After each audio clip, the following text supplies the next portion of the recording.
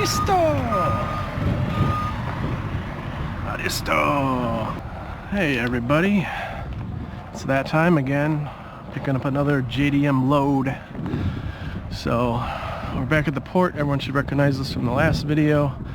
I'm a little bit more at ease this time, not as nervous because I know what to expect. So stay tuned. What I'm basically going to do is we're going to drive, same as last time, we're going to drive them home, get videos, make sure nothing happens, and then you know, we'll do a little dive into the cars, and you'll have to see how many we got this time, but it's pretty exciting.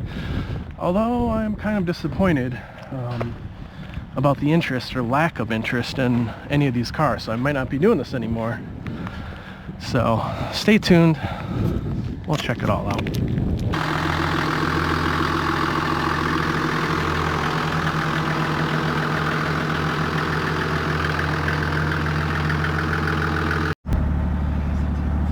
Number one, this one's actually already sold, so some lucky dude's got this car. 95 Toyota Land Cruiser 80 series diesel. I can tell it's so nice. I didn't do a real crazy inspection on it yet, but yeah, we got enough gas at least. We don't have to stop for gas, and the truck wasn't dead. So awesome, awesome, awesome, awesome. It's kind of like a rushed process with these guys here. They wanted to get these cars out of here. The other, I'm not gonna give away any secrets yet, but I will stand by for a second. I gotta figure out how these windows open. Okay, retract, there we go. Oh yeah, this is nice. That is a big piece of machinery. That's how they unload the ships. That's a big ship. Look at this. 2X Toyota Aristo. One's a Vertex. Batteries are dead, of course. There's another MR2 here. Someone brought a little MR2 in. These are good. These are clean. This one's super clean.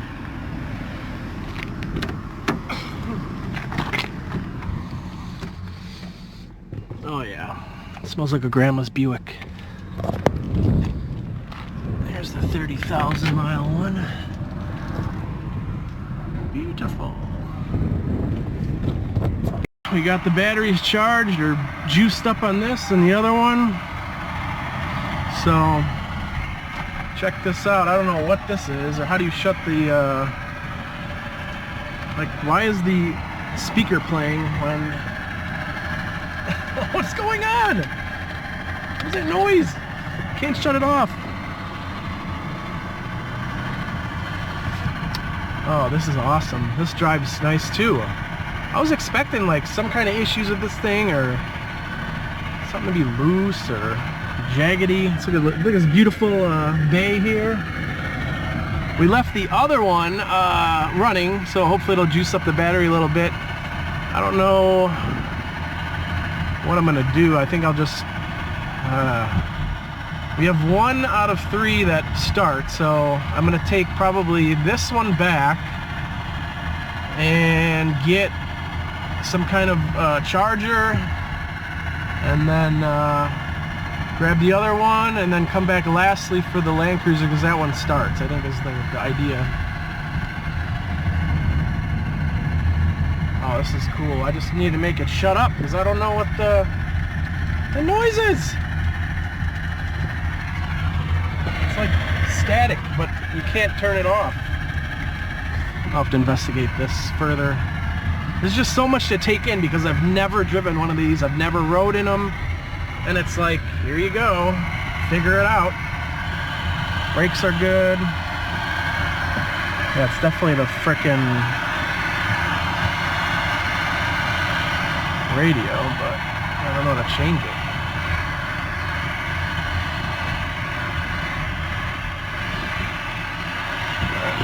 Alright, hold on.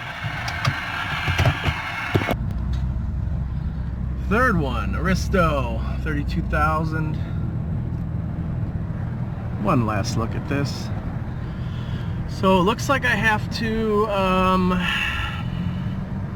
take them out of the port, park them. I can't come back in the port, which is kind of odd. So yeah, I can't like shut this one off because it's gonna die, and the other one's already dead. So it's good information for next time.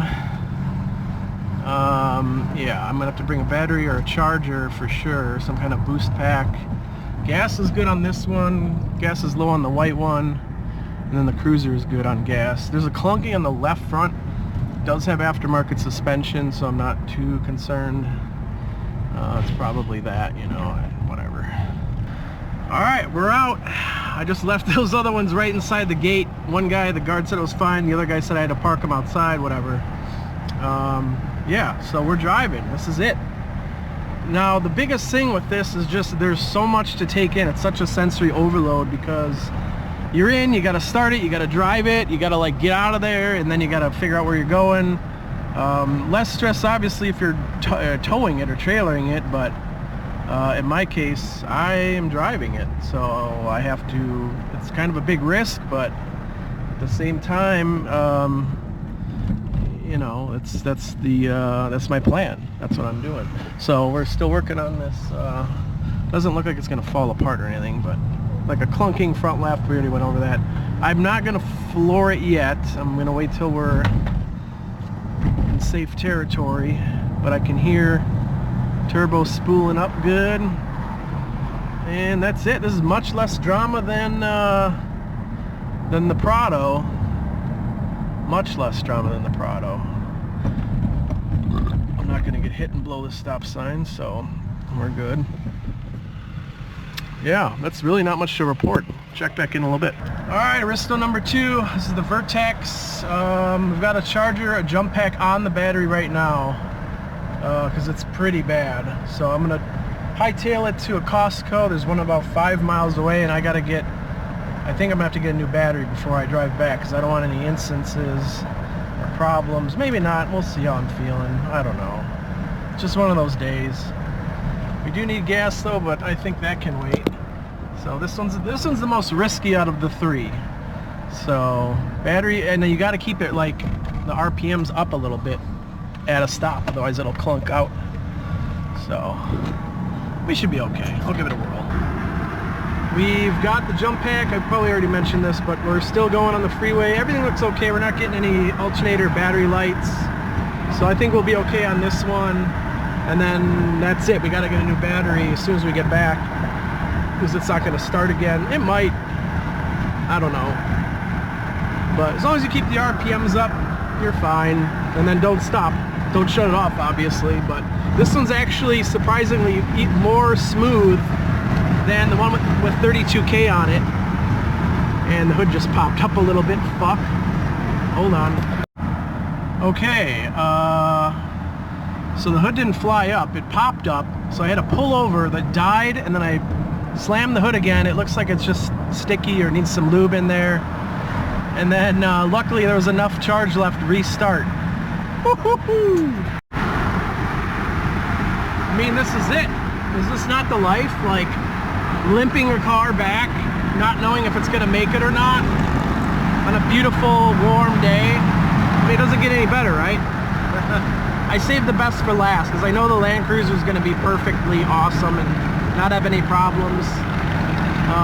So the thing is, what was I even gonna say? Oh, this car is insanely smooth. Like, the motor is incredibly smooth.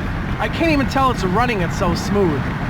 Like, this puts the LS almost, not to shame, but it definitely takes precedent over quietness. I don't know if that's like a 2JZ thing, because it's straight 6 and like perfectly balanced and everything, but man, this thing is smooth. And we are ending out the day. Sun is setting. We're picking up the Land Cruiser. Save the best for last. Here comes the chopper too. Look at this. The Black Hawk or whatever they are, the Coast Guard version. not much to report here. All is well. Head back, no issues.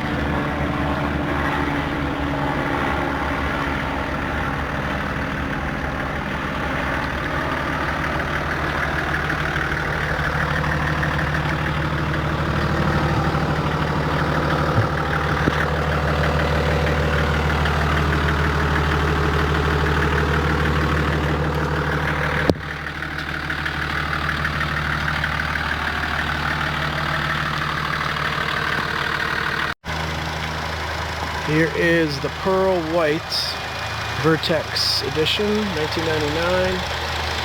With the silent 2JZ in it. Just do a quick walk around, and there's really not much to point out on these. I mean, they're really good condition. The only thing I saw, we'll get to that in a second, but interior is real nice and clean. Floor mats have the Aristo badging. I don't know, that's probably not factory, but seats are redone, but they're very plush. They're very nice all around. Smells good in here. No weird smells or any kind of odors. Got the carbon fiber trim on the doors here. Factory rain guards, Toyota. Had a little previous repair here in this left rear corner. You can see the paint. Not really noticeable unless you're really looking for it. Aftermarket taillights, you could swap those out with the original if you want. But I think on white cars it looks okay. Could go either way. I actually prefer like amber color and factory color on a white car. And like the orange side markers. They just look better on white than clear does. And there's a little spot here from a little impact, a little bit of rust. But other than that, pretty straight. Drives perfectly awesome, totally straight and smooth. So, yeah, not really much to say on these. I mean, they're just solid cars. I wanted to save the best for last. Because the Land Cruiser sold this morning. The guy came and picked it up, drove it back to Colorado. I hope he made it for his sake. But I wanted to save you know, the rest of the video for this, and the video in itself is honestly pretty boring. I mean, there's really nothing crazy, nothing broke, there was no drama, so I just kind of highlighted the cars a little bit more, and you know, like I said, I got them all sorted, and this is what I'm left with. So someone put the sway bar, the lower sway bar, on wrong. I'll show you when we get there, but check this out. This car has still the factory plastic on the door sills. On the front seat there's plastic on the corner. But I just want to take a second and show you how beautiful, you know, this car is. 33,000 miles, that's it. I don't know why there's like dirt or chocolate, probably from my feet. But the carpets, these look factory. I mean, this isn't something you'd see in like a US car. It's kind of an off gray silver color, and look at this, it's even got like a button you can snap it into the middle. The seats are this super nice like velvety cloth. It's got a smell like a brand new car. So I don't know if I'm going to keep this one or sell it. I really don't know. I mean, if someone's interested at the right price, I mean, I guess I'd sell the thing, but here's some more of that plastic they didn't remove on this part. Guess I'll just leave that. Aristo floor mats. And what is that? That for like a umbrella or something, or some kind of like, I don't know what that is. Same thing over here, just absolutely flawless seats. I'm sorry it's not a more exciting video, but you know, this is it. This is what we got. Factory manual here, all the books they got when they bought it, service card. Oh, how nice. How beautiful. All in Japanese, so totally useless. But moving up to the front, it's got about 4-year-old Pirellis on it. The Cinturato, which are super nice riding tires. Factory wheels look, you know, fine. There's no corrosion. I don't know if these are the right lug nuts for this or not. They kind of look odd because they stick out so much. But under here, it does have Uhlen's coilovers on it, so that's kind of nice. It rides really nice. And I'll show you what they forgot under here. Basically, they forgot to install the second bolt, so they just installed one nut and bolt here, and what had happened is the sway bar swung down. You know, this whole thing swung down, and then it was scraping and knocking on this. So I got that fixed with a bolt in there on both sides. But we'll just take a second here to look at the under tray, underbelly. I mean, absolutely no leaks of any kind. You know, all the bolts look brand new. It's just something you don't see every day. It's just a really cool experience. Let's flip around here. Normally this would all be oily and nasty, but man, look at this. This is just fantastic. It's just so awesome, so clean. Alright, looking down some more. Got the trans, that's all bone dry. The exhaust, that's a pretty big exhaust. Looks like a 3-inch, and then it goes down into like a Y pipe down there. It splits. That is beefy. It does have a cat, so it looks like they you know, put cats on cars in Japan, I guess, at some point. But that is just, everything is just so nice. Here's that other bolt that was missing up there. Alright, well, that's just your grandma's Toyota here. These aren't too bad. There's no kind of fading really on those. Then here's our lovely engine bay. Power steering fluid. It's fine. I mean, it's a little dirty, but they all get like that, just sitting. The battery I replaced. The fluids all look good, and everything else looks good too.